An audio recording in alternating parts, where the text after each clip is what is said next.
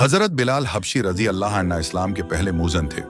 गुलामी की जंजीरों में जकड़े हुए मगर दिल ईमान की रोशनी से आज़ाद था। जब उन्होंने इस्लाम कबूल किया तो मक्का के जालिम सरदार उन पर टूट पड़े। जलती रीत, सख्त धूप, सीने पर भारी पत्थर, जिस्म कांपता था, सांस रुकती थी, मगर जबान पर एक ही सदा थी, अहद अहद। कहा गया, मोहम्मद को छोड़ दो, मगर बिलाल रजी अल्लाह अन्हु ने जवाब ना दिया। दर्द बढ़ता गया मगर ईमान कमजोर ना हुआ।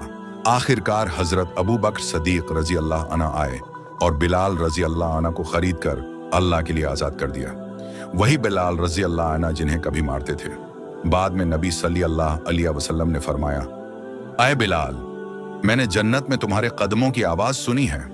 और फिर वो दिन आया जब फतह मक्का के बाद काबा की छत पर सबसे पहली अजान हजरत बिलाल रजी अल्लाह अन्हु ने दी। ये वाकया हमें सिखाता है कि जिस्म गुलाम हो सकता है मगर ईमान नहीं। जो अल्लाह के लिए साबित कदम रहे, अल्लाह उसे बुलंदियों पर पहुंचा देता है।